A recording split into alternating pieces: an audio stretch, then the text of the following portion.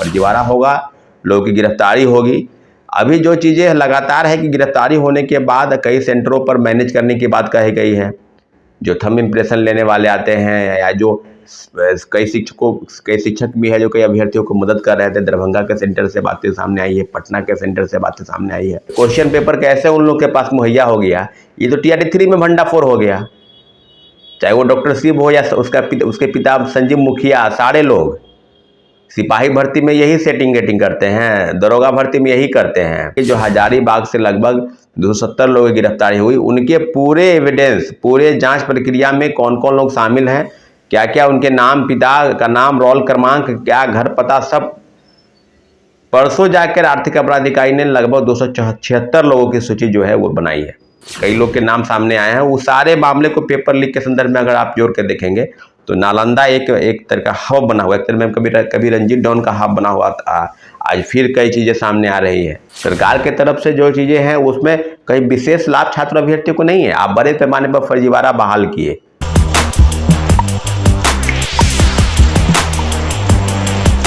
नमस्कार, मैं निकुल तिवारी, आप वॉइस आप देख रहे। देखिए, बीपीएससी शिक्षक भर्ती परीक्षा के बारे में हर एक अपडेट हम आपको देते जा रहे हैं। अब सुनिए छात्रा सौरभ को, जिनका साफ तौर पर कहना है कि हाई कोर्ट ने आदेश दे दिया है कि TRE 1 के पूरक रिजल्ट को निकाला जाए। और ऐसे में अब कंफ्यूजन ये है कि क्या शिक्षा विभाग इसमें खेल कर देगी, क्या शिक्षा विभाग बात नहीं मानेगी हाई कोर्ट की। और उसके बाद ये मुद्दा सबसे बड़ा हो रहा है वन कैंडिडेट वन रिजल्ट का। और सबका मांग यही है कि वन कैंडिडेट वन रिजल्ट करके बीपीएससी TRE 3.0 में जितने भी सीट्स आए हुए हैं उन सीट्स को भर दिया जाए, न कि TRE 4.0 के लिए छोड़ा जाए। क्या कुछ कह रहे छात्र सर, अब सीधे सुनिए। नमस्कार साथियों, जय हिंद। अभी बात होगी TRE 1, TRE 2 और TRE 3 सभी परीक्षाओं को लेकर। पहले हम बता दें कि TRE 3 के को लेकर कल एक प्रेस कॉन्फ्रेंस हुआ था और सभी लोग जो शिक्षक अभ्यर्थी हैं बखूबी उस बात को देख रहे होंगे, सुन रहे होंगे कि जो बीपीएससी के नए चेयरमैन हैं रवि परमार मनु भाई, उन्होंने काफ़ी कहा है कि मतलब हम एक मास्टर कार्ड बनाने जा रहे हैं, सभी स्टूडेंट का डिटेल्स उसमें होगा, कोई भी फर्जीवाड़ा करने से जो है वो अगर करने का प्रयास करेगा तो उसको बहाल किया जाएगा। यानी कई चीज़ें जो है वो एप्लीकेशन के संदर्भ में और जो अभ्यर्थी हैं जिन्होंने आवेदन दिया है शिक्षक बहाली को लेकर, उसमें सारी डिटेल की सारी प्रक्रिया जो है उसी के माध्यम से चलेगी। तो ये सारी चीज़ें वो अपने PC के माध्यम से बता रहे थे। हम पूछना चाहते हैं कि जिस तरह की चीज़ें आप कर रहे हैं, पेपर लीक के बारे में भी तो बीपीएससी के पूर्व चयन बता रहे थे, स्टील बॉक्स में जाएगा, कहीं से कुछ नहीं होगा, कोई अगर टच भी करेगा तो पता चल जाएगा।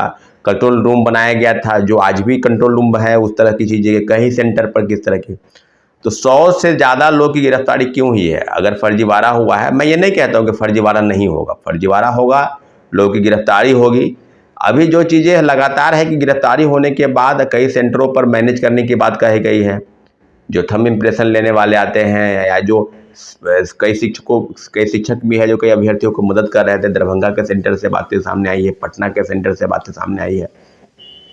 कहने के लिए तो बहुत कुछ है कि आप सीधे यह है कि पेपर लीक को रोक रहे हैं, पेपर लीक को रोकना, और दूसरी तरफ TRE 1 और TRE 2 में बड़े पैमाने पर जो फर्जीवाड़ा हुआ वो भी पेपर लीक नहीं हुआ।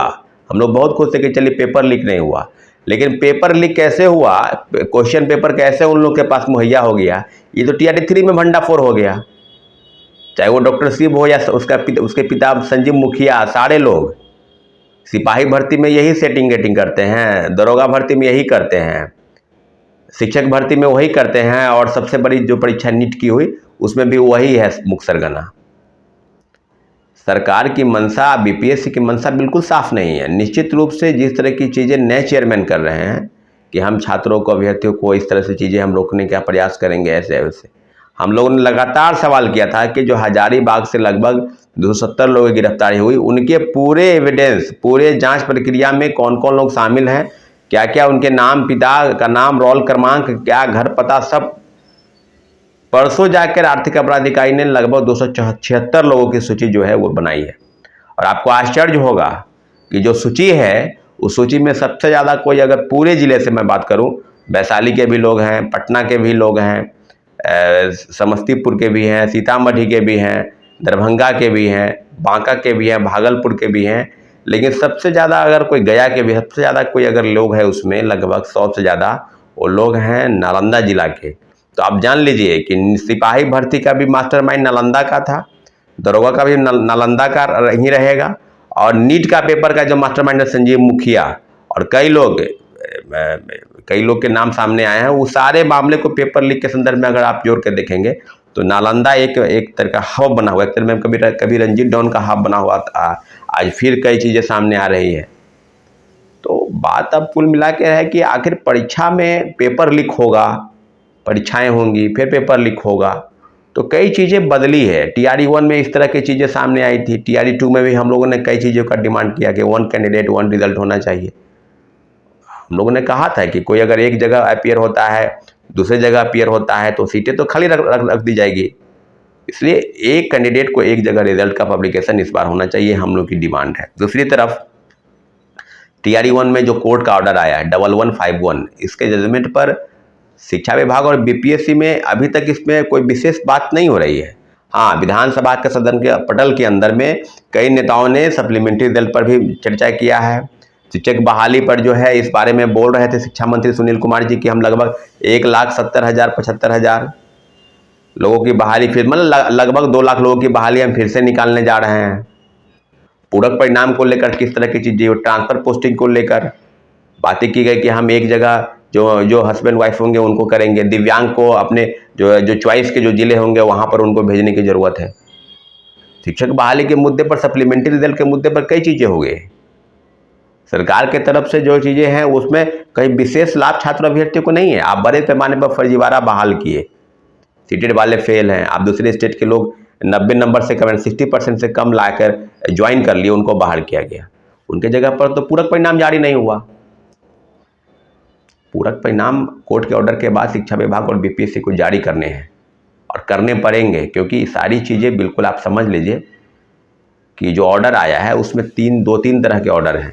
आप लॉयर के माध्यम से या सब चीज़ों, लगभग YB गिरी सर जो लॉयर थे उन्होंने स्पष्ट कहा है कि जो DOB से छटे हैं उसकी संख्या कितनी है ये BPSC और शिक्षा विभाग तय करेगी। हो सके उस संख्या जो है लगभग 2,000 हो, 3,000 हो, 4,000 हो, और 1 से 4 नंबर वाले जो हैं अगर सीट अगर उस विभाग में है 1 to 5 हो, और जो रिजल्ट आया है, जो वर्डिक्ट आया है वो 1 to 5 का आया है, तो मुझे लगता है कि 4,000 से 5,000 रिजल्ट जो है इस सप्लीमेंट्री में 1 to 5 के और भी केसेस हैं, 9, 10, 11, 12 भी केसेस हैं, कंप्यूटर के भी केसेस हैं, NIOS का भी केस है।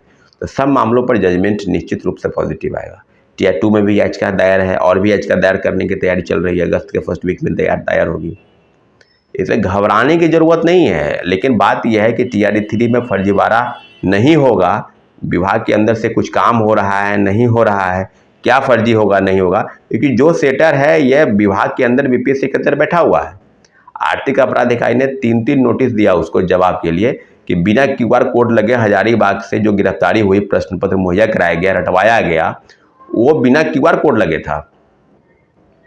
अगर प्रश्न पत्र आपको उनके पास गया है तो BPSC से गया है, तो BPSC के अधिकारियों कर्मचारियों की मिलीभगत नहीं है क्या? पूर्व चेयरमैन अतुल प्रसाद जी की भूमिका नहीं है क्या? अगर नहीं है तो फिर आपका सवाल का जवाब दीजिए। 3 नोटिस गया है। इसलिए सारी चीज़ें बिल्कुल अब तय की तरह खुल रही है। फर्जीवाड़ा हुआ है और कई चीज़ें जो है भ्रामक तौर पर फैलाई जा रही है कि इस बार ये कर देंगे। इस बार भी कई सेट का बात हो रहा था कि 4 तरह का सेट होगा, अलग अलग कलर का गया, रटवाया गया, वो बिना QR कोड लगे था। अगर प्रश्न पत्र आपको उनके पास गया है तो BPSC से गया है, तो BPSC के अधिकारियों कर्मचारियों की मिलीभगत नहीं है क्या? पूर्व चेयरमैन अतुल प्रसाद जी की भूमिका नहीं है क्या? अगर नहीं है तो फिर आपका सवाल का जवाब दीजिए। 3 नोटिस गया है। इसलिए सारी चीज़ें बिल्कुल अब तय की तरह खुल रही है।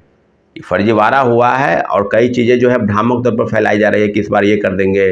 इस बार भी कई सेट का बात हो रहा था कि 4 तरह का सेट होगा, अलग अलग कलर का होगा। किसी को पता नहीं रहेगा कि एक ज़िले में कौन से सेट जाएंगे, सिर्फ डिस्ट्रिक्ट मजिस्ट्रेट को पता होगा। हो सके एक ही शहर में कई सेंटर होते हैं तो कई सेंटरों के सेट अलग अलग होंगे, कहीं A सेट होगा, कहीं B होगा।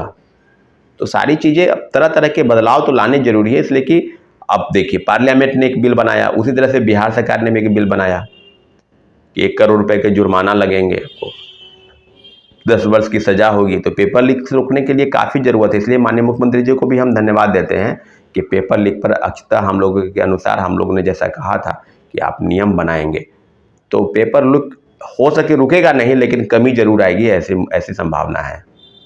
इसलिए TRE 1 के रिजल्ट पर सभी का ध्यान है। कोर्ट के ऑर्डर के आदेश के बाद अभी तक कुछ उस पर शिक्षा विभाग BPSC कर नहीं रही है, लेकिन उम्मीद है कि आज से कल तक में कुछ न कुछ उस पर अपडेट जरूर मिलेगा। धन्यवाद साथियों। और TRE 2 पर जितने भी अपडेट होंगे आपको हम बताएंगे, लेकिन इतना जरूर है कि सप्लीमेंट्री रिजल्ट पर माननीय उच्च न्यायालय के फैसले का सम्मान करना होगा।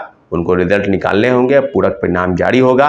सीटों की संख्या कितनी होगी, ये 4000, 5000, 6000, ये तय शिक्षा विभाग और BPSC। तो आपने सुना कि छात्र सौरभ जो है वो TRE 1 के पूरक रिजल्ट के बारे में बता रहे हैं, TRE 3.0 के 1 कैंडिडेट 1 रिजल्ट के बारे में बता रहे हैं, और सबका डिमांड यही है कि TRE 3.0 में जो सीट्स आए हैं उन सीट्स को भर दिए जाए 1 कैंडिडेट 1 रिजल्ट से, न कि TRE 4.0 के लिए छोड़ा जाए। क्या कुछ कहना था वो आपने सुन लिया। अब देखना होगा कि शिक्षा विभाग और BPSC क्या करती है। तो बस मैं चैनल को सब्सक्राइब करके धन्यवाद।